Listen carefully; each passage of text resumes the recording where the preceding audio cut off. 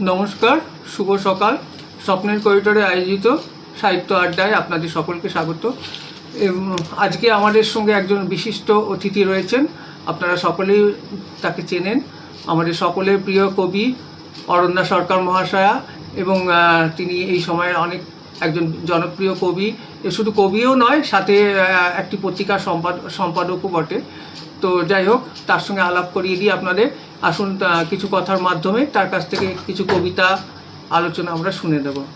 নমস্কার দিদি, আপনাকে আমাদের পত্রিকার স্বপ্নের করিডোরে আয়োজিত সাহিত্য বাসরে আপনাকে স্বাগত। নমস্কার। নমস্কার দিদি, প্রথমেই বলি যে দিদি একটু কাছে আসুন। দিদি, আপনার শৈশবের কথা বলুন কিছু। প্রথমেই যারা দেখছেন তাদের আমার শুভেচ্ছা রইল নতুন বছরের জন্য। আগামীতে সবার সময় খুব ভালো কাটুক, সৃজনে কাটুক, ভালোবাসায় কাটুক, সেটা চেয়েই আজকের আমার কিছু কথা, খুব সামান্যতম কিছু কথা জয়ন্তীর আয়োজনে যে আজকে শুনতে চলেছেন তার জন্য আমি কৃতজ্ঞ সবার কাছে। আমার ছোটোবেলা বা শৈশব অন্য একটা দেশে কেটেছে। সেটাকে অন্য দেশ বলা ঠিক নয়, আমার দেশেরই একটি টুকরো, আমার জন্ম বাংলাদেশে। তো সেখানেই শৈশব কেটেছে। শৈশবটা সত্যি শৈশবের মতোই ছিল, একটু একাকিত্ব ছিল, প্রকৃতির মধ্যেই বড় হয়েছি আমি, একটু নির্জন ছিল। তখন মনে হতো যে আমার চারপাশে আরও সবাই থাকলে হয়তো খুব ভালো হতো। পরে বুঝেছি এই নির্জনতা আমাকে অন্য কিছু উপহার দিয়েছে, যা হয়তো ভেতরে আত্মস্থ ছিল, খুব একা লাগতো, একা একা মানুষ হয়েছি শুধুমাত্র প্রকৃতির সান্নিধ্যে। দূরের বাঁশবাগান থেকে ছুটে আসা হাওয়া বা কোনো বটগাছের তলায় পড়ে থাকা বটফল, এগুলো খুব টানতো। দুপুরের ঘুঘু ডাক বা একটা ক্লান্ত শালিখের ঠোঁট ফাঁক করা ছবি, সেগুলো দেখে দেখে বড় হয়েছি এবং খুব একা একা বড় হয়েছি। সেগুলোর ভেতরে যে কবিতাগুলো ছিল তখন তো বুঝিনি, একটা সময় এসে সেই ছবিগুলো কবিতা হিসেবে আমার সামনে এসেছে। তারপর অন্য দেশ, মনে হয়েছিল দেশটা অন্যরকম হবে, কিন্তু কাঁটা তার পার হওয়ার পরে মনে হলো একই তো, তাহলে আলাদা কোথায়। একটা ধাক্কা এলো প্রথমে, নতুন দেশ, নতুন আবহাওয়া, আবার বড় হওয়া, অন্যরকমভাবে বড় হওয়া, এবং তার অনেক পরে কবিতার আশা। কবিতা বোধহয় আমার ভেতরে জন্ম নিচ্ছিল খুব চুপিসারে, এবং সেই চুপিসারেই এসেছে এই তো ছোটবেলা। কি অসম্ভব ভাবে বলতে পারেন দিদি, আপনি কিভাবে পারেন আমি জানি না।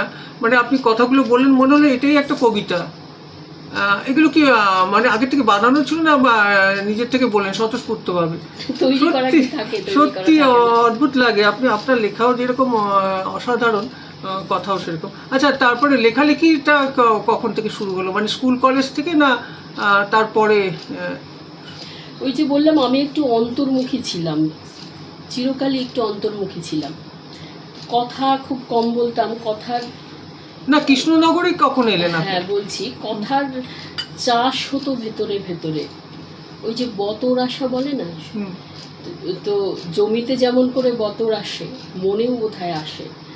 তো সেই মাটিটা তৈরি হচ্ছিল ভেতর ভেতর। ফলন শুরু হলেও বলতে পারি আমার 2000 সালে প্রথম বই প্রকাশ হয়। আচ্ছা, কৃষ্ণনগরে আসা 9-এর দশক। তখন থেকে স্কুল কলেজ সবটাই কৃষ্ণনগরে, তারপর কলকাতা এবং এখন দুর্গাপুর। আচ্ছা আচ্ছা, কৃষ্ণনগর, আমি একটা প্রশ্ন করছি আপনাকে, এটা অন্যরকম সাহিত্য ছাড়া। আচ্ছা, কৃষ্ণনগর, নবদ্বীপ, এই এলাকাগুলো আমারও একটু যাতায়াত আছে, একটু মফস্বল মতন, মানে আমাদের দুর্গাপুর বা কলকাতার মতো নয়, কিন্তু একটা অন্যরকম ভালো লাগা আছে। কিন্তু আপনার কি কি মত হ্যাঁ, বলুন? সেটা আছে একটা পাড়া কালচার, যেটাকে হ্যাঁ। আমরা হারিয়ে ফেলেছি বলি। এখনো তরকারির বাটি নিয়ে এবারে ওবারে হ্যাঁ, আদান হ্যাঁ। প্রদান হয়, সন্ধ্যাবেলা একটা আড্ডা বসা, এই ওর বাড়িতে যাওয়া, যেটা এবং আমরা- মানুষজন ভীষণ আন্তরিক, মানে আপনি হ্যাঁ। যেমন মনে করুন, আমি দেখেছি একটা মানে রিক্সাওয়ালা, সে যাচ্ছে, সেও জিজ্ঞেস করে যে কোথায় যাবেন, কোন পাড়ায় যাবেন, এত সুন্দর গল্প করে। আমি সত্যি খুব প্রাণিত হই। হ্যাঁ, আমরা খুব একটা এখন তো অভ্যস্ত নই, হুম। এবং আমাদের মনেও একটা সংশয় হয় যে এই লোকটা কেন আমাকে জিজ্ঞেস করছে, বা এই আমার হাঁড়ির খবর কেন নিচ্ছে। আমরা অস্বস্তিতে ভুগি আর কি, আমাদের ভালো লাগে না হয়তো অনেক সময়। তো সেটা কিন্তু কৃষ্ণনগরে রয়েছে। সেটা সত্যি একটা আন্তরিকতার চিহ্ন তো বটেই। আমাদের মানিয়ে নিতে অনেক সময় অসুবিধে হলেও এটা কিন্তু আমরা হারিয়েছি। হারিয়ে অকারণে মানুষের কথা জিজ্ঞেস করা, তুমি ভালো আছো কিনা, সেটা তো হয় না এখন।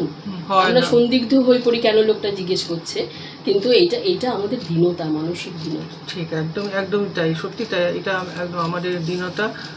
তো তারপরে আপনার স্কুল কলেজ থেকে আপনি বললেন যে কলেজে লেখালেখি শুরু, কবিতা। হ্যাঁ, কলেজ থেকে লেখালেখি শুরু, কিন্তু সেরকম ভাবে প্রকাশ হয়নি। পত্রপত্রিকায় লেখা আমার ৯ দশকের শেষের থেকে, আর 2000 সালে প্রথম বই প্রকাশ হয়। আচ্ছা, না আমি যদি একটা কথা বলি, আপনাকে প্রশ্ন করি, যে কবিদের যদি দশকে ভাগ করা হয়, তাহলে আপনাকে কোন দশকে রাখবেন? আমাকে সাধারণত 0 দশকে ফেলা হয়, যেহেতু 2000 সাল থেকে আমার ওই বই প্রকাশ আর কি। আচ্ছা। সেই জন্য 0 দশকের কবি হিসেবেই ধরা হয়।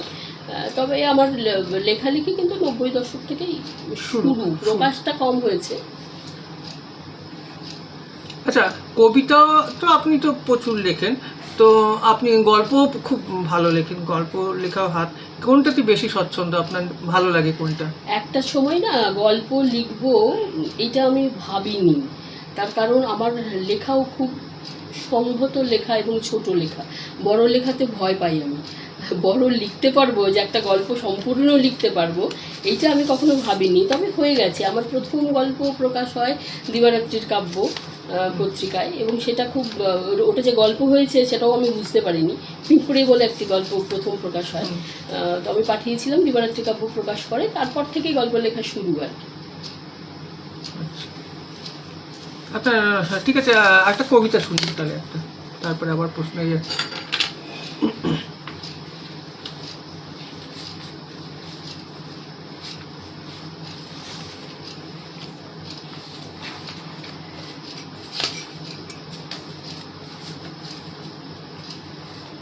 প্রকৃতি বলছিলাম যে আমার ভেতরে এমনভাবে আছে যে যা হয়তো আমার কবিতার ক্ষেত্রে মানে শিক্ষক আমি বলতে পারি। আমার সেরকমভাবে প্রথাগত শিক্ষা নেই, কোনো বড় কবির পায়ের তলায় বসে দীক্ষা নেওয়ারও সুযোগ কখনো ঘটেনি। আমার যা যা সবটাই প্রকৃতির থেকে ভেতরে স্বতঃস্ফূর্ত, এবং তাকে আমি প্রকৃতির নির্যাসী বলতে পারি, এবং এটা তো একটা বড় কথা। নির্জনতার, তো রবীন্দ্রনাথও তো সেই তাই, হ্যাঁ, প্রকৃতি আমার নির্জনতার ফসল নির্জন। সবটাই। তো সেইভাবে প্রকৃতি বা গাছ কিভাবে আমার চেতনায় আছে, এবং তারা কিভাবে নিবিড়ভাবে আমাকে সান্নিধ্য দেয়, সেটা এই কবিতাটার মধ্যে আছে। আমি বলি, বৃক্ষ। একজন বৃক্ষ রোজ বিকেলে আমার ঘরে আসে, ঘণ্টাখানেক, সঙ্গে চা চলে। আধপোড়া নাভির গল্পটাই যে উপসংহার, এই অনিবার্য উচ্চারণের পর কুঞ্জ কথা, গ্যালিলিও, চিদাকাশ, ব্ল্যাক হোল, উষ্ণায়ন, রাজারানী এবং ভবিতব্যের লম্বা শ্বাস। ঘাড়ে গলায় পাউডার ছড়িয়ে আমরা বেড়াতে বেরোই, কাঠচেরাইয়ের মিহি শব্দ সঙ্গ নেয়। যেতে যেতে প্রশ্ন করে, বনসৃজন বা বৃক্ষরোপণ রচনা কি এখনো লেখা হয়? মুহূর্ত দিয়ে মুহূর্ত চাপা দিই, আর কত ইচ্ছে, মৃত্যু সুযোগ হারায়। ভাবতে ভাবতে হাঁটি, বৃক্ষকে নাথ বলতে চাই, বলা হয় না। সে বলে, দাও তোমার অপুষ্টির মেঘ, বলো তেতে ওঠা গল্পগুলো, উগড়ে দিই ধুধু শোকের হই হই সহ জীবন তৈজস।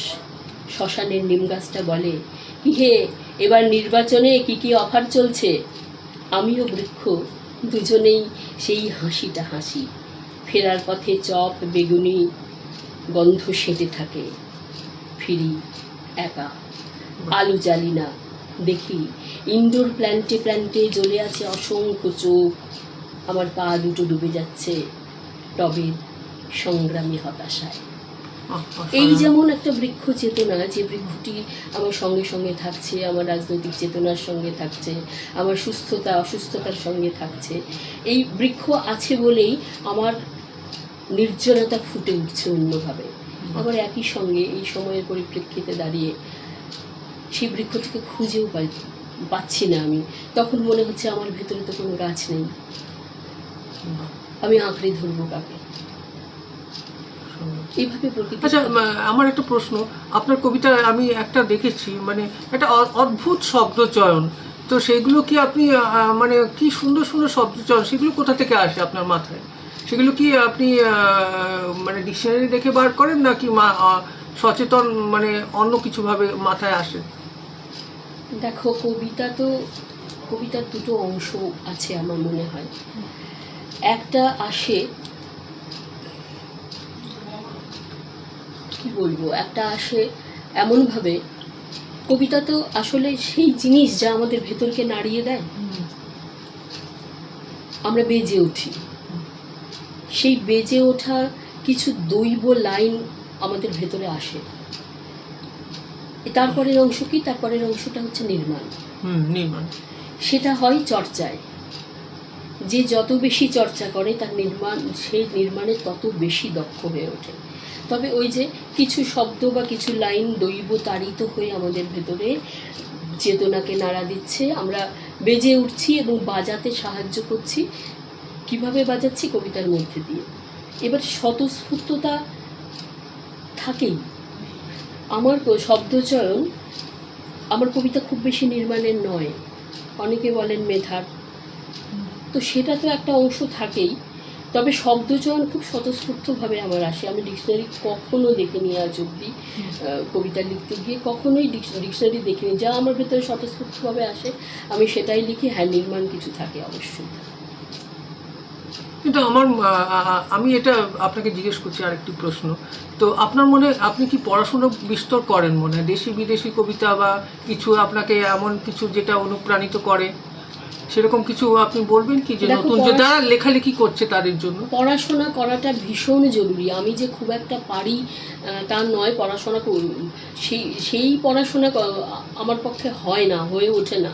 কিন্তু মানে ছোটরা যারা বলছো বা যাদের কথা তুমি বলতে চাইছো, যে তাদের জন্য কি না, যখন আমি আরেকটা প্রশ্ন এর সঙ্গে যুক্ত করছি আপনাকে, মানে আপনি একটু মানে নিরপেক্ষভাবে বলবেন, যে যারা ফেসবুকে কবিতা লিখছে তাদের কবিতা কেমন হচ্ছে, বা লিখেই কি সাথে সাথে ফেসবুকে পোস্ট করা উচিত? দেখো, যে কোনো শিল্পই না সাধনার জিনিস, খুব চট করে কিছু পাওয়া যায় না। তবে আমাদের মধ্যে যে প্রবণতাটা এখন দেখা দিয়েছে, আজের লিখতে এসে কালকেই বিখ্যাত হতে হবে এবং কি কি পদ্ধতিতে হবে, তার জন্য প্রত্যেকেই আমরা নিজের মতো করে কিছু পদ্ধতি বের করে নিচ্ছি এবং সেই পদ্ধতি অনুযায়ী এগোচ্ছি। তো আমার যেটা মনে হয়, কবিতাও সাধনার জিনিস। কবিতা যেমন নিভৃতের, আবার তার প্রকাশটাও জরুরি আছে। আমি তো পাঠকের জন্যও লিখি কিছু নিভৃতে, এবং আপনি এটাও বলতে চাইছেন কি সাথে, যে নিজের আনন্দ পাওয়াটা? অবশ্যই অবশ্যই অবশ্যই সেটা তো রয়েছে, এবং সেই আনন্দটাকে আমি অন্যের সঙ্গে ভাগ করে নিতে চাই বলেই আমি অন্যকে কবিতাটাতে পড়াতে চাই। এবার সেখানে বিখ্যাত হতে সবারই ভালো লাগে। তুমি ফেসবুকের কথা যেটা বলছো, এই যে হঠাৎ বিখ্যাত হওয়ার একটা পদ্ধতি কিন্তু ফেসবুকে কবিতা পোস্ট করে সেই কবিতা সবাইকে শোনানো। এইবারে আমরা কি ঠিকঠাক জানতে পারছি আমার কবিতাটা কেমন হচ্ছে? সবাই তো অপূর্ব, সুন্দর, অসাধারণ লিখছে। এবার সেই লেখা থেকে আমরা কি বুঝতে পারছি যে আমাদের লেখাটা কতটা ঠিকঠাক হচ্ছে? সবসময় কিন্তু পারছি না। ওই ভালোটা শুনতে শুনতে আমরা অভ্যস্ত হয়ে যাচ্ছি, তখন আত্মবিশ্লেষণের রাস্তাটা কিন্তু একদম বন্ধ হয়ে যাচ্ছে। ঠিক এই কথাটাই আমি বলছি, যে আপনাকে একটা প্রশ্ন আমি বলছি, আমরা যেভাবে, আমি যখন কবিতা লিখতে আসি, আমি শ্যামাপদ রায়ের সময় অসময় পত্রিকায় লিখতাম, তখন ক্লাস 9-এ পড়ি। তো উনি আমাকে এরকমও বলেছেন, আমি কবিতা লিখেছি, ছিঁড়ে দিয়েছে বা বলেছে এটা হয়নি তোমার কবিতা, তুমি আবার লেখো। হ্যাঁ, তো তখন খুব রাগ হতো, কিন্তু ভাবতাম যে সত্যি হলো না কি, তাহলে আবার একটু পড়াশোনা করি, আর একটু পড়াশোনা করি। তখন এই জয় গোস্বামী পাতলা পাতলা ছোট ছোটি বইগুলো পাওয়া যেত। তো এই যে যেটা আপনি বললেন যে এই যে মানে আলোচনা করা বা সমালোচনা, এটাও ভীষণ দরকার। অবশ্যই জরুরি। শুধু আমাদের বড়রা যারা রয়েছেন তারা বলবেন এবং আমরা সেটা শুনব, সেটা দুতরফেই দরকার আছে। তারা বলছেন না তার কারণ আমরা নিতে পারছি না, আমরা অসহিষ্ণু হয়ে উঠছি, একদমই তাই। সেই জন্য তারা বলছেন না, এবং আমাদের আমাদের উচিত সেটা শোনা। আত্মবিশ্লেষণ ভীষণ জরুরি। আত্মশ্লাঘা যেমন সবসময় অপ্রয়োজনীয় আমি বলছি না, তেমনি আত্মবিশ্লেষণটা ভীষণ জরুরি। তার মানে আপনি কি এটা বলতে চাইছেন যে মনে করুন নতুন যারা লিখছেন তাদের উচিত কোনো কাউকে একটা, যারা অগ্রজ তাদেরকে একটু কবিতাটাকে একটু শোনানো বা একটু সংশোধন করা, কোথায় ভুল ত্রুটি হচ্ছে এগুলো? অবশ্যই অবশ্যই। নিজে যখন লিখি তখন তো আমি একটা দিক থেকে আলো ফেলি, এবার সেই কবিতাটাই যখন আমি সবাইকে শোনাচ্ছি তখন অনেকগুলো আলো এক জায়গায় এসে পড়ছে, অনেকগুলো দেখার দৃষ্টি এক জায়গায় এসে পড়ছে, সেখান থেকে যে বিশ্লেষণটা হচ্ছে সেটা অনেক, তার বৃত্তটা অনেক বড়। তো আমার যেটা মনে হয়, নিজের ছোট্ট বৃত্ত থেকে সবসময় বড় বৃত্তের মধ্যে যাওয়া এবং সেখান থেকে নিজেকে দেখা, তখন বোধহয় আত্মশুদ্ধির একটা পথ আমরা দেখতে পাবো। খুব সুন্দর বলেছেন। আচ্ছা দিদি, আরেকটা মানে যেটা জিজ্ঞেস করছিলাম যে কোন ধরনের কবিতা আপনার বেশি ভালো লাগে এবং কবিতার ফর্ম সম্বন্ধে কি আপনি সচেতন, বা ছন্দ? কবিতার ফর্ম তো একটা প্রয়োজনীয় জিনিস, অবশ্যই কবিতার একটা টেকনিক্যাল পার্ট তো অবশ্যই রয়েছে। তবে ওই যে আমি প্রথমত বলি এবং শেষেও একই কথা বলবো, যে কবিতা আমাকে বাজিয়ে যায় বা নাড়িয়ে দেয় ভেতর থেকে, সেই কবিতাই আমার ভালো লাগে। কোনো স্পেশাল কবিতা ভালো লাগে এটা আমি সবসময় বলি না, তার কারণ আমি মানে কবিতা ভালো লাগে যখন, তখন সেই কবিতার সূত্র ধরে কবিতে পৌঁছই আমি। এক কবির সব কবিতা যে আমার ভালো লাগছে তা তো নাও হতে পারে, আমি কবিতাকে ধরে কবির কাছে পৌঁছই। বাহ, খুব সুন্দর বললেন। তো না সেরকম কিরকম আরো আমি বলছি যে হ্যাঁ, এবার যেটা বলছি যে আমার প্রত্যেকের তো একটা নির্দিষ্ট জ্বর থাকে, তো আমারও আছে। তো আমি একটু সংহত লেখায় বিশ্বাসী, শব্দের দোতনায় বিশ্বাসী, যেগুলো আমি করতে পারি আর কি। আমারও তো সীমাবদ্ধতা আছে, আমি যেটা পারি সেটা অবশ্যই সেটা আমার ভালো লাগার দিক। এবার সেই দিকগুলো যে কবিতার মধ্যে আমি পাই সেগুলো আমার শুনি কিরকম, সেইটা তো সবসময় বলা যায় না। না আমি বলছি যারা বিশিষ্ট কবি, মানে বিখ্যাত কবি, তারা বিখ্যাত কবির ওই যে বললাম কবিতার সূত্র ধরে জয় গোস্বামী আমার খুব প্রিয় কবি, শঙ্খ ঘোষ প্রিয় কবি, জীবনানন্দ ভীষণ দূর লাগা কবি। যখন মানে ছোটবেলা থেকে যখন জীবনানন্দের ওই লাইনগুলো বোঝার মতো ক্ষমতা আমার নেই, সেই সময় সেই কবিতাগুলো পড়ে একটা ঘোর তৈরি হতো, সেই ঘোরের মধ্যে থাকতে ভালো লাগতো, কিচ্ছু বুঝতে পারছি না কিন্তু সেই ঘোরটা তৈরি হচ্ছে। তেমনিভাবে শক্তি চট্টোপাধ্যায় আসছে, তাহলে মানে আমি পরবর্তীতে বুঝেছি যে শুধুমাত্র জীবনানন্দীয় ঘোর যে ভালো লাগছে তা নয়, অন্যরকম কবিতাও তো ভালো লাগছে। তখন থেকে বুঝি যে কবিতা প্রথম ভালো লাগার বিষয়, তারপরে কবি। আচ্ছা, আরেকটা বলছি যে তাহলে আমি যদি প্রশ্ন করি আপনাকে যে আপনার কাছে কবিতার সংজ্ঞা কি, আপনি তাহলে কি বলবেন? কবিতার কোনো নির্দিষ্ট সংজ্ঞা নেই। না, আপনার কাছে কবিতা কি? আমার ব্যক্তিগত কবিতা চেতনা হচ্ছে আমার ভেতরে যা হচ্ছে, আমি যা দেখছি এবং যা দেখছি না, তার প্রকাশ আমি শব্দের মাধ্যমে যেভাবে ফুটিয়ে তুলতে পারছি, সেটাই আমার কাছে কবিতা। হ্যাঁ, আমার দেখা দৃশ্য, আমার অদেখা দৃশ্য, আমার ভাবনা, আমার ভাবনার বাইরের অবচেতনে যা রয়েছে ছায়ার মতো, সেই সবটা যদি আমি, সবটা পারা যায় না যখন আমি শব্দের মানে গাঁথুনিতে তুলে ধরতে পারি, সেটা কবিতা, সেটাই আমার কাছে কবিতা। আবার কয়েকটা কবিতা শুনি আপনার কাছে। দিদি আপনার ওই বইটা আনলেন না, পাখিদেরও কি পাখিরাও কি ভোট দিতে যাবে। কি ভালো কবিতা। হ্যাঁ, এবার কবিতা কতভাবে আসছে, যে কবিতার প্রসঙ্গে তুমি যেটা বলছিলে, কবিতা কতভাবে আসছে।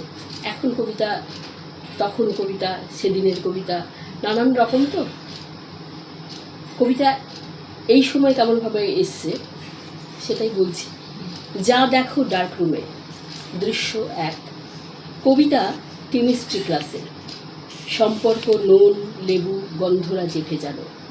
যাচাই শব্দটির বড় জেল্লা বেড়েছে, পচা গন্ধগুলো স্থির হতে হতে ভিনটেজ। ম্যাচিওর ফার্নেস, ক্লাস খুলছে বিবর্তনের। কুসুমে কুসুমে চরণ চিহ্ন রাখত যে সুন্দর, লক্ষ্মী প্রকল্পে সে বড় ব্যস্ত। জিও মধ্যপন্থা, জিও আমাদের লেগে থাকা। দৃশ্য 2। তর্কে নেই পরজীবী পালিশ, পূর্বাভাস এত মনোযোগী করে ফিরে যায় ভুল বানানের সত্যিটুকু। বসন্ত ফুটে ফুটে জীবাণুমুক্ত, চোখের উপর রোজ চোখ জন্ম, ভুলে যাচ্ছে আবিষ্কার ও অবগুণ্ঠন।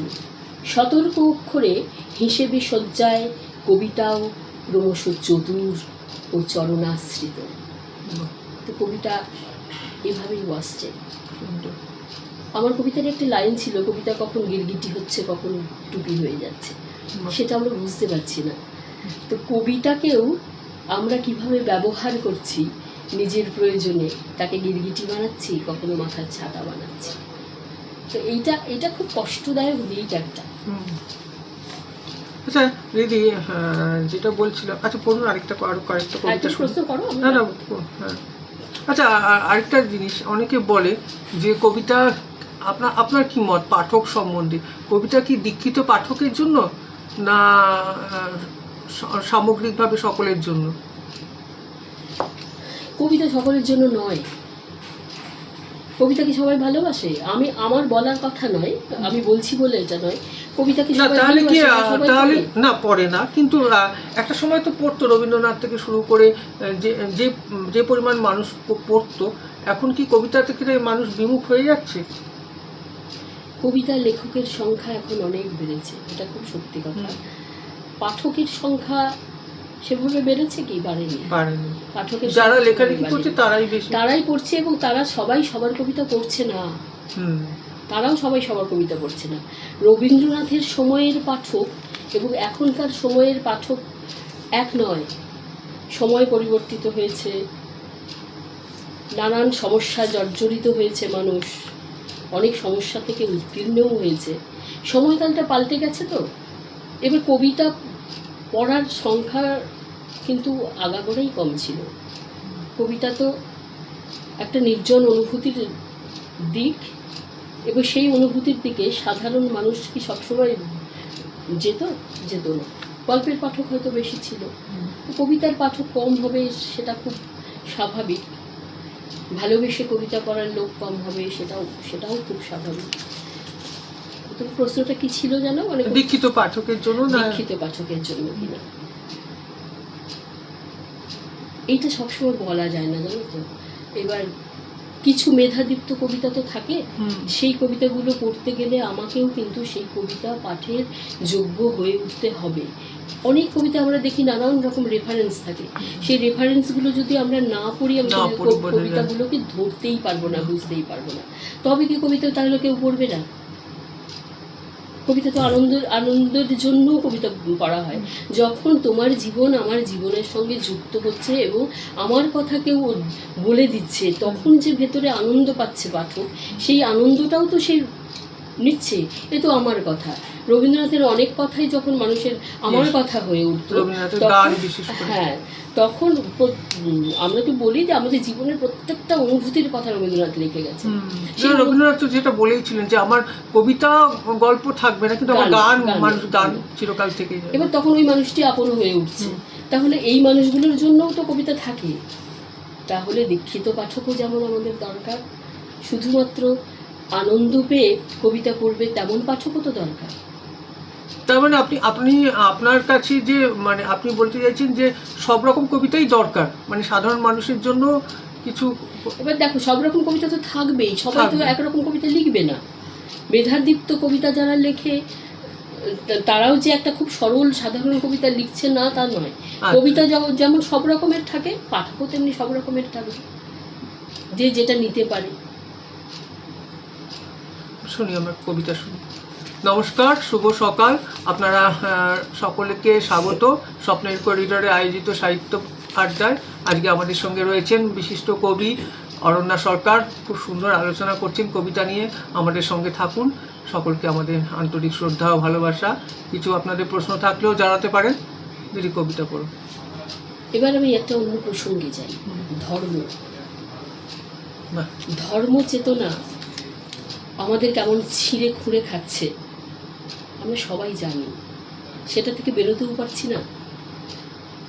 আবার সেটার মধ্যে পুরোটা ডুবে থেকে নিজেদের রক্তাক্ত করে ফেলছি যখন দেখছি, তখন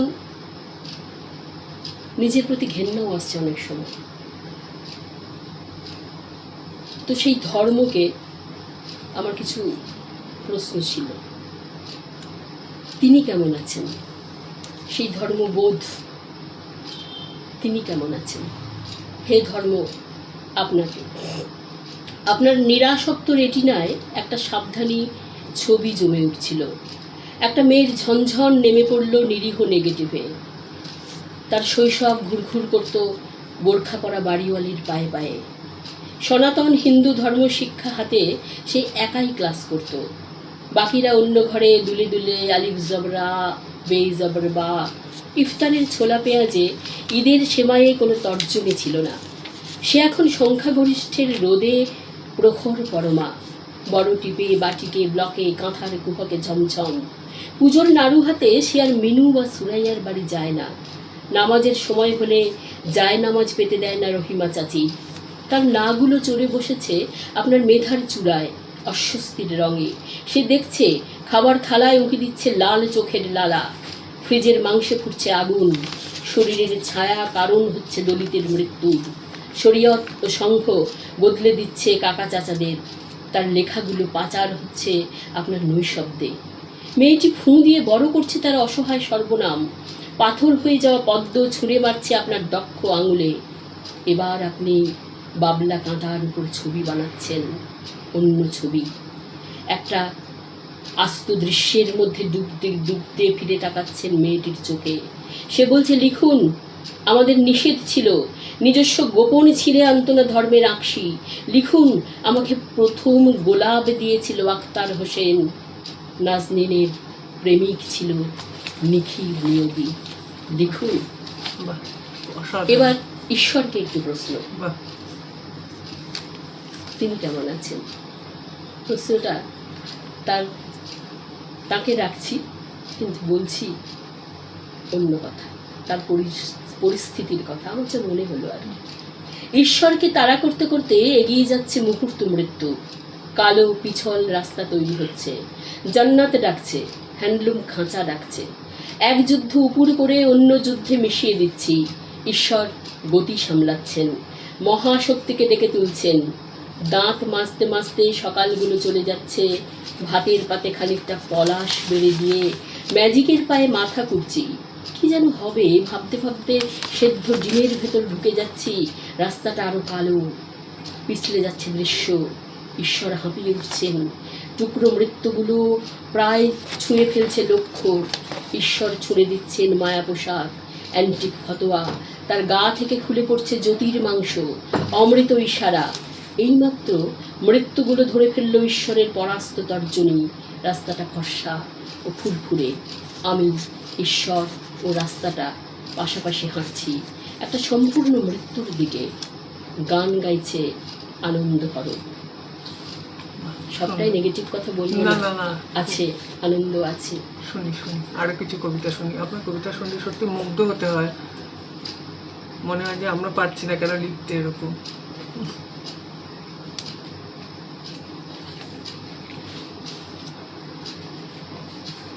পুরনো চশমায় রাখা গল্পগুলো পাথর হয়ে আছে। বিনির্মাণ কিছু গুল্ম দিয়েছে মেঘেরা আয়না। প্রতিধ্বনি নিষ্ফলা ক্ষেত, ছেঁড়া পতাকা, বোবা কারখানা। ঘুরে ঘুরে নজর রাখে, ফাটল কুড়িয়ে উপহার দেয়। থ্রিলার লিখবে বলে সাহসী হয়ে ওঠে হলুদ ডায়েরি। মৌন এক জ্যোৎস্না সহজ করে দিলে শিরোনাম খুব কি খুলে যায় ধাঁধার দেহপট। বরং পাথর শ্যামবর্ণ মৌন জমায় কিছু বীজ বাসনা। তারার খেলনায় মৌসুমি পিকনিক শুধু। একমাত্র ফুল চাষিই জানে কি করে খিদে ফোটাতে হয়। অসাধারণ। আপনি প্রশ্ন করতে পারবেন?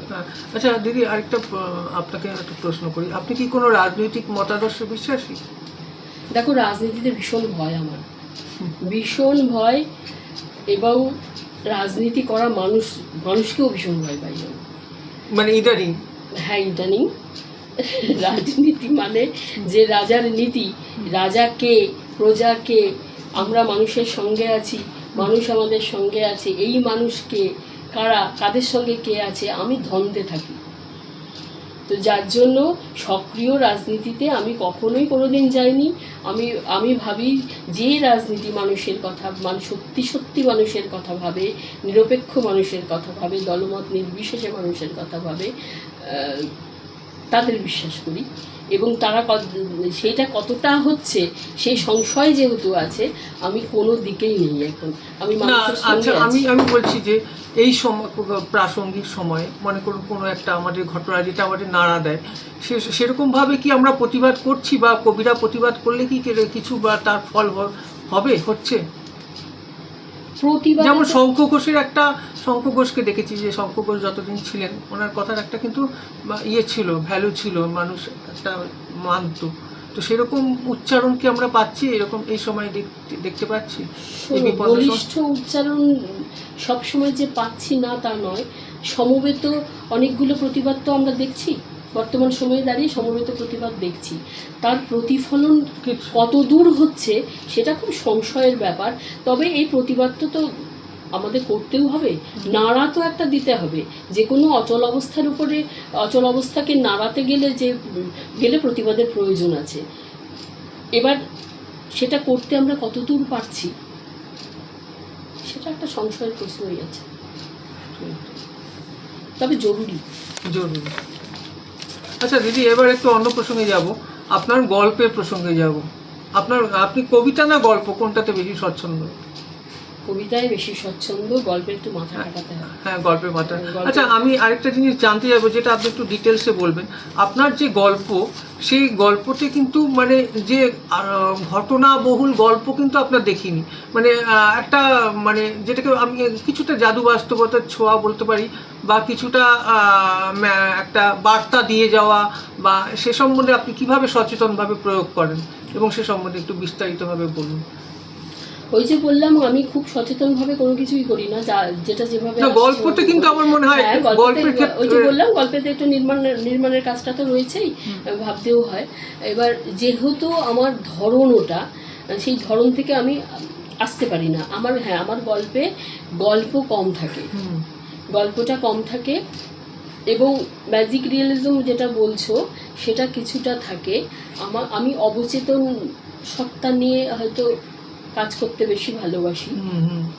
তো যেটাকে আমরা কি বলবো, সমাশক্তি অলংকার বলতে পারি খানিকটা। এবার সেটা হচ্ছে অচেতন বস্তুর উপরে প্রাণ সংযোগ করে কিছু বলা। সেটা আমার লেখার মধ্যে, গল্পের মধ্যে প্রায়ই আসে। যেমন আমার জল মানুষ বলে একটি গল্প আছে, সেখানে জলের পাইপের ভেতর দিয়ে বিভিন্ন চরিত্র আসছে আমার সামনে। আবার আমি সময় নিয়ে কাজ করতে ভালোবাসি। একজন মানুষকে বিভিন্ন সময়ের পরিপ্রেক্ষিতে ফেলে তাকে বিশ্লেষণ করেছি। আমি মানুষের মানসিক সত্তা, যে সত্তাটা আছে সেই সত্তাটাকে একটা শারীরিক রূপ দিয়ে আনবার চেষ্টা করি। তো সেইগুলো আমার গল্পে রয়েছে। আবার দেখা যাচ্ছে যে একটা মানুষের যে কার্যকলাপগুলো করতে করতে হয়তো শেষে গিয়ে দেখা গেল সেটা সবটাই একটা তার মানসিক পর্যটন, বাস্তবে সেটা কিছুই ঘটেনি। কিন্তু ওই যে যেটা বললে যে ম্যাজিক রিয়েলিজমের কিছুটা অংশ, যতক্ষণ পর্যন্ত সেই বিবৃতি বা বর্ণনাগুলো বা ঘটনাগুলো চলছিল ততক্ষণ পর্যন্ত কিন্তু বোঝা যায়নি যে সেটা বাস্তব নয়। বোধহয় জাদু বাস্তবতার যে বৈশিষ্ট্য সেটা খানিকটা এই জায়গাটাতে স্পর্শ করে। আপনার কয়েকটা গল্পের কথা যদি বলেন পাঠককে। গল্পের কথা সেভাবে কি বলবো, আমার রিসেন্ট একটি গল্পের বই, আমার প্রথম গল্পের বই সেই সব দেয়ালেরা, আর এই রিসেন্ট একটা গল্পের বই প্রকাশ হলো, ফ্রিডম প্রকাশনী থেকে প্রকাশ হয়েছে, সেটার নাম ঘাস জন্মের ঋণী। তো আমি চেষ্টা করেছি যে আমার যে ধারা সেই সবগুলোই গল্পের মধ্যে রয়েছে। তো আলাদা করে কোনো গল্পের নাম বলছি না, যদি পাঠকরা সংগ্রহ করে পড়েন তাহলে ভালো লাগবে এবং প্রতিক্রিয়া জানালে সত্যিই খুব ভালো লাগবে। অনেকেই বলেন আমার গল্প একটু অন্য ঘরানার, হয়তো সবসময় বাণিজ্যিক কাগজে ছাপা হয় না সেগুলো, বা পাঠাইও না, আমি জানি আমার গল্পের ধরন এরকম বলে। তো পাঠক না, আরম্ভ পত্রিকায় তো দেখেছি আপনার গল্প, আমারও গল্প বেরিয়েছে, হ্যাঁ, অমিতারও গল্প। আরম্ভ এই সময় একটা ভালো পত্রিকা, আমরা কিন্তু ভালো গল্প ছাপে। হ্যাঁ, আমি লিখি দিবারাত্রির কাব্য, আরম্ভ, গল্পগুচ্ছ, প্রতীতি, এই মানে গল্পের কাগজ মোটামুটি যেগুলো আছে সেগুলোতে লিখি, কিন্তু খুব বাণিজ্যিক কাগজে পাঠাই না আর কি।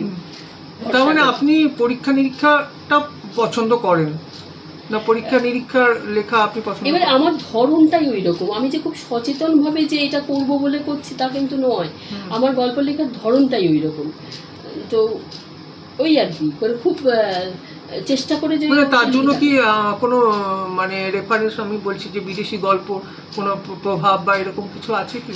না, মানে আমি তোমাকে প্রথম থেকেই বলছি না যে আমার কি কবিতা কি গল্পে আমার কিন্তু খুব পড়লে বুঝতে পারবে, যারা খুব নিবিড়ভাবে পড়েন বুঝতে পারবে যে আমার একটা বোধ হয়, আমি বয়স বাড়ছে তো এখন আত্মবিশ্লেষণ খানিকটা হলেও করতে পারি, আগে বুঝতে পারতাম না, চিনতে পারতাম না, নিজেকে চেনা খুব কঠিন কাজ, সব বয়সে হয়ে ওঠে না, কিন্তু একটু একটু চিনতে পারি।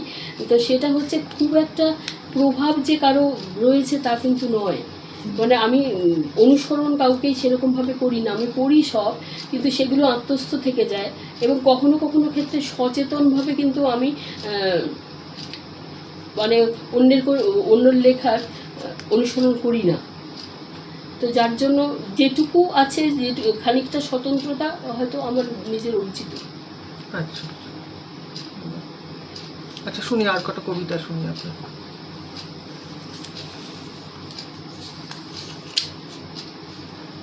সময় তো আমাদের লেখার একটা বিরাট অংশ, সময়কে অতিক্রম করে আমরা কিছু করতেই পারি না। যে তুমি বলছিলে দশক বিভাজনের কথা, এই দশক বিভাজনে আমি খুব একটা বিশ্বাসী নই, তবে এর একটা প্রয়োজন আছে। প্রয়োজনটা এটাই যে সময়ের নিরিখে সেই কবি কেমন লিখছেন সেটা বিচার বিশ্লেষণ করতে গেলে দশক বিভাজনের প্রয়োজন পড়ে। তো সেই সময় কিভাবে আমার ওপরেও তার নখ দাঁত দেখাচ্ছে, বা শুধু নখ দাঁত বলবো কেন, তার ফুল, তার বাগান, তার ভ্রমর, এসবও তো দেখাচ্ছে। সবটা মিলিয়ে ফুল, বাগান এরা যেরকমভাবে আমার উপর প্রভাব ফেলছে, তাদের নখ দাঁত নেই, তারা যে আলোটা দিচ্ছে, অন্যদিকে যে সময় আমাকে নখ দাঁত দেখাচ্ছে সেই সময় কিভাবে আসছে সেটা বলি। ত্রাণ শব্দ, মহামান্য পরিত্রাণ, এই তো সময়, কাঁটারা আরো মরিয়া, উঁচু হচ্ছে ধিকি ধিকি, এক বুক লাইব্রেরি পুড়ে গেল, মগজের ছাতা হলো প্রণম্য মেলোডি, চাঁদকে চাঁদ দেখতে বলে পালিয়ে বেড়াচ্ছে প্রতিক্রিয়া, সেই সব আশ্চর্য দুঃখ বড় হতে হতে জাতিস্বর, নিজেকে স্বীকার করে ঝলসে খায় যৌবন প্লেটে, এই তো সময়, বিপ্লব ফোড়ন দিয়ে রান্না হচ্ছে রূপকথা, ঝাঁঝবিহীন গল্পদা প্রকল্পে ঢুকে গেলে একটা প্যারালাল পৃথিবী আর একজন আমার মতো আমি মুখোমুখি, চুরমার শ্বাসবায়ু, সুখের রেকর্ড ভেঙে দিচ্ছে বহু কোষে সুখ, ভাঙা রণপা, দৌড়, ক্লান্ত ফুর্তি, এই তো সময়, মহামান্য পরিত্রাণ, জালগুটন ছেকে ছেকে তুলুন কৃতদাস, ভাবুন মোহনিয়া, বাঁশি কি করিতে কর্মা ছিল কোনো দিন, ভাবুন। পড়ুন, আরেকটা কবিতা পড়ুন।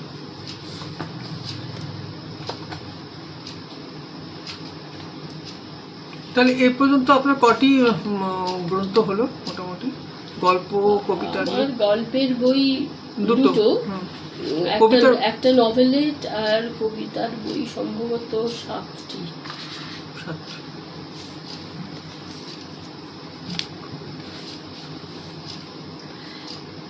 এবার একটু পরিত্রাণের কথা বলি। হুম, তবু শান্তি, তবু তো আনন্দ আর থাকে। হুম, চাঁদের খাওয়া হলে এঁটো কাটা দাতার ভূমিকায়, বদান্যতায় আঙুল চাটে পাথরের হ্যালুসিনেশন। পাথরের পাপ নেই, ঋতুবদল নেই। হ্যালুসিনেশন সে কি ইচ্ছের স্বরলিপি? আঙুল থাকে, জীব থাকে। মরা নদীর নিচে যেভাবে শোকসভা, মানুষও কি পাথর হলো? এমন সনাতন আকাশ তার, এত যে ভোর গন্ধ বুক জুড়ে, সেসব কিছুই নয়। দাঁতের ফাঁকে লেগে থাকা জ্যোৎস্নার কুচি গলা দিয়ে নেমে যায়। রোজ বাজারের ফর্দ হাতে উঠে আসে ব্রহ্মাণ্ড লালা। লালা খিদে, খিদে গতি, গতি মায়া প্রসবিনী ঢেউ। ক্ষত সব এভাবেই হিরণ্ময় হবে, প্রজ্ঞার পকেটে জমবে মেঘ শিল্পের আবোল তাবোল। যতটা নশ্বরতা, ততটাই বীজের অভিলাষ। চাঁদ ও চাকায় আঁকা থাকবে মানুষের খিদে, খুলে যাবে সহস্রার। সপ্তম দলে খেলা করবে মুক্ত ভ্রমর। যৎসামান্য আমি দিয়ে মানুষই তো অজস্র হবে। মানুষ কেন পাথর হবে? শুধু মনে করে রোজ রোদে দেবে আনন্দের বয়ান। মানুষ কেন পাথর হবে? মানুষ কেন পাথর হবে? সত্যি সেই আনন্দের বয়ান যে স্যাঁতস্যাঁতে চৌকির তলায় হয়তো আমরা লুকিয়ে রাখি, তাকে বের করে মাঝে মাঝে রোদ্দুরেও দিতে হয়। বাহ, সুন্দর সুন্দর কথা। আচ্ছা দিদি, আরেকটা প্রশ্ন আপনার কাছে করব। তো আপনারা তো বিভিন্ন সাহিত্য উৎসবে যান, কবিতা উৎসবে, তো এই সাহিত্য উৎসবের কতটা প্রয়োজনীয়তা এবং যে ঘরোয়া আড্ডা যেগুলো হয়, এবং সেই দুটোর মধ্যে যদি আমি আপনাকে তফাৎ করতে বলি, সেটা আপনি কি বলবেন বক্তব্য? দেখো, সাহিত্যের জন্য একসঙ্গে জোট বাঁধা, সেই উদ্দেশ্যেই কিন্তু অনুষ্ঠানগুলোর তৈরি। যে কোনো সূচনা দেখবে একটা আদর্শ থাকে, যে কোনো সূচনাতে। তো সেই আদর্শ নিয়েই এগুলো তৈরি হয়েছিল। উদ্দেশ্য কি? যে আমরা যা যা লিখছি সেগুলো বিনিময় হবে, আমরা পরস্পর আলোচনা করব এবং সেখান থেকে সমৃদ্ধ হব এবং একটা প্রকাশ পাবে। এই যে আমার যে যন্ত্রণা বা আমার যে না বলা কথাগুলোর প্রকাশ হচ্ছে কবিতার মধ্য দিয়ে, সেই কবিতাগুলোকে আমি সবার মাঝখানে প্রকাশ করে আরও সেই আনন্দকে বাড়িয়ে তুলব। এটাই তো উদ্দেশ্য। সেই উদ্দেশ্য নিয়ে অনুষ্ঠানগুলো শুরু হয়। কিন্তু এখন যে অবস্থা চলছে, যে একটা অনুষ্ঠানে যে এতজন কবি এবং এই 2 মিনিট বা 1.5 মিনিট করে একটি করে কবিতা পড়া হচ্ছে, এবং আমরা কেউ শুনছি কেউ শুনছি না, নিজে কবিতা পড়ার পর চলে যাচ্ছে। সবাই আমরা কিন্তু এই অভিযোগ করছি, কিন্তু সবাই এই কাজটাই করছি। তো যাই হোক, সেটাতে আমার মনে হয় যে সাহিত্য পাঠের যে মূল উদ্দেশ্য সেটা কিন্তু আদৌ হয় না। তুমি যে ছোট অনুষ্ঠানগুলোর কথা বলছো, সেই অনুষ্ঠানগুলোতে আমার মনে হয় সেই ঘরোয়া আড্ডাতে সেটা হয়। কারণ বিনিময়টা হয়। হ্যাঁ, আমরা যদি 7-8 জন মিলে বসে কবিতা পড়ি এবং সেই কবিতার আলোচনা করি, কবিতার পাঠ প্রতিক্রিয়া দিই, তাহলে সবাই সমৃদ্ধ হব। এই সমৃদ্ধ হবার জন্যই তো এটা তৈরি হয়েছিল। তো আমরা চেষ্টা করি, আমি আমার নিজের বাড়িতেও চেষ্টা করি সেটা। আপনারও সবপতি একটা বেশ সুন্দর হচ্ছে আশিয়ানা, কি জানো নাম? আশিয়ানার আড্ডা। আমরা বসছি এবং আমাদের কবিতার ক্ষেত্রে আমার মনে হয় সব ক্ষেত্রেই সৎ থাকা বাঞ্ছনীয়, কবিতার ক্ষেত্রে সৎ থাকা উচিত। ওইটা তো প্রাণের সম্পদ, সেখানে সৎ থাকা উচিত এবং সৎভাবে বলা উচিত। তবে হ্যাঁ, এক একজনের রুচি আলাদা, এক একজনের পছন্দ আলাদা। আমার কারো কবিতা ভালো নাই লাগতে পারে, কিন্তু আমার যদি মনে হয় যে এটা করলে এই কবিতাটা আর একটু ভালো হতো, সেইটুকু অন্তত বলা আমাদেরও উচিত, এবং যিনি লিখেছেন তারও উচিত সেটাকে শুনে। সেইটা কিন্তু এই ঘরোয়া আড্ডা এবং কবি, আমি সেটাই ভাবছি যে কবি সুশীল নাগ ছিলেন, ওনার বাড়িতে আমাদের স্বপ্নের করিডোরে আড্ডাগুলো বহুবার আপনিও গেছেন। সত্যি সেসব দিনগুলো খুব মিস করি। তো এটা সত্যি কথাই বললেন যে আজকাল যে অনুষ্ঠানগুলো, কিন্তু এত যে অনুষ্ঠান হচ্ছে, সত্যি আমি তো যেতে পারি না, অনেকেই অনুষ্ঠান হচ্ছে চারিদিকে, অনেকেই যায়। তো সত্যি তাই যে আপনি যেটা বললেন যে কিছু যদি দিনের শেষে না পাওয়া যায়, তাহলে একটা আফসোস থেকে যায়। ওইটুকুই হয়, বন্ধু বান্ধবের বলে সঙ্গে দেখা হয় একটু জনসংযোগ বাড়ে। ওই এখন তো আমরা সবাই ঘরমুখী হয়ে গেছি, ওখানে গেলে কিছু বন্ধু বান্ধবের সঙ্গে গল্প গুজব হয়, এইটুকুই পাওয়া। সেটাও অনেকটা পাওয়া। দেখি আপনার কবিতা শুনি আর একটা। অনুষ্ঠানের কথা বললে, কবিতা পাঠের কথা বললে, প্রচার প্রসার তার সঙ্গে জড়িত দুটো শব্দ। তো সব কিছুর পরেও আমরা কি ভরে উঠছি? প্রশ্নটা কিন্তু আসছে। আত্মতুষ্টি আসছে। আত্মতুষ্টি কিসে আসে, কিভাবে আসে, সেটাও একটা প্রশ্ন। সেই জটিলতার মধ্যে আমরা যাচ্ছি না। তবে ওই যে বললাম, আত্মবীক্ষণেরও দরকার আছে। আত্মবীক্ষণ মাঝে মাঝে কিছু প্রশ্নের সামনাসামনি দাঁড় করিয়ে দেয়, তখন বড় অসহায় লাগে। সেই রকম একটা মুহূর্তের সৃষ্টি যখন আমি আমার মুখোমুখি। কবিতাটির নাম মুখোমুখি। কবি ও কবিতা যখন।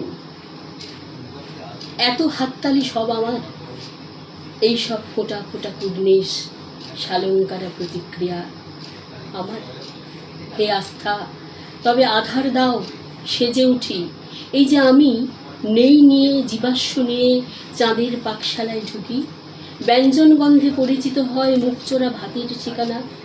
পাপ তাপ ভাগ করে নেওয়া দিনকাল, আমার হয়ে ওঠার গল্প শুনে তারই পাশে চিতার আগুন দূরবীন পাঠায়। মঞ্চ সফল কথায় পিছতে পিছতে বালি শিল্প আমি। তোমার খচখচ, তোমার তাজে আমি নেই। খাঁখা অক্ষরের আতুর ঢালা প্লবতায় নেই। উৎসবে একাকিত্বে নেই। নেই মনোযোগে ব্যাকরণ, সিঁড়ি, ম্যাপ, কবি। এত হাততালি তবে কার?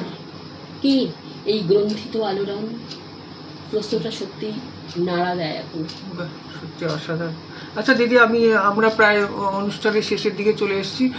নমস্কার, কে কে দেখছেন? অনেকেই দেখছেন। সকলকে আমাদের রুবেল দেখছেন প্যারিস থেকে, ফ্রান্স থেকে, নয়নদা দেখছেন, লাকি দেখছেন, প্রদীপদা দেখছেন। সকলকে আমাদের স্বপ্নের করিডোরে পত্রিকার তরফ থেকে আন্তরিক শ্রদ্ধা ও ভালোবাসা জানাই।